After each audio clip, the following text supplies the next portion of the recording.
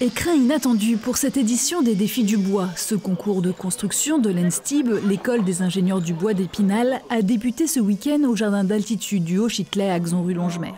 Tout a commencé officiellement samedi avec la traditionnelle présentation des 5 maquettes des équipes composées de 36 étudiants, ingénieurs du bois, architectes et compagnons du devoir qui ont imaginé des structures innovantes à construire en seulement 7 jours et 6 nuits. Assez audacieux puisque le jardin, c'est des espaces assez confinés. Aucun moyen de levage, donc un site avec un certain dénivelé, donc je pense que ça va être une semaine assez physique pour nos défis boiseurs. Puis il y a quand même une certaine volumétrie de bois à transporter. Le fait que voilà, on soit à 1230 000 d'altitude, sur la ligne de crête avec des vents qui vont jusqu'à 200 km/h, des charges de neige qui pourront monter jusqu'à 80 cm sur les structures. Donc il n'y a pas de toit en fait. Les structures ne comportent pas de toit pour cette raison, mais c'est vrai que sur la partie observatoire, on a des murs qui vont monter à 6 mètres de haut, il y avait des prises au vent qui étaient dimensionnantes pour les étudiants. Les Défis du Bois 2025 prennent donc de la hauteur et depuis 10 ans maintenant donnent naissance à des structures pérennes. Ce lundi matin, l'heure était donc aux premières découpes des planches et poutres de Douglas issues de forêts locales.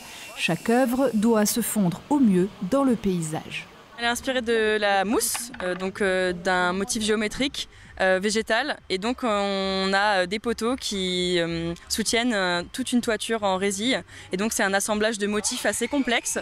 Et donc là on travaille dur pour monter tout ça. Reste à s'organiser sur un site naturel où les repères sont bouleversés. Le jardin est petit et du coup on peut pas tailler directement sur place. Du coup ce poste il est vraiment important pour que tout soit nickel. On est à 1 heure de l'ENSTIB. Du coup s'il nous manque des choses, il faut le prévoir à l'avance parce que ça arrivera que le lendemain. Donc on ne peut pas trop se permettre de faire les choses au hasard. Une édition qui se fait à huis clos. Seuls quelques groupes sont admis dans l'enceinte du jardin botanique durant les travaux pour préserver les jeunes pousses encore en partie sous la neige le mois dernier. Des espèces rares ou même en danger qu'il faut à tout prix préserver. Et dans les rocailles, elles sont complètement mélangées et on ne les voit pas au premier coup d'œil.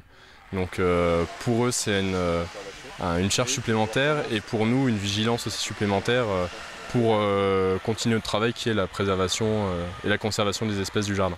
Les structures devraient être terminées vendredi et les résultats du concours sont attendus samedi. Pour les admirer, il faudra attendre l'ouverture officielle du jardin du Haut-Châtelet le 1er juin.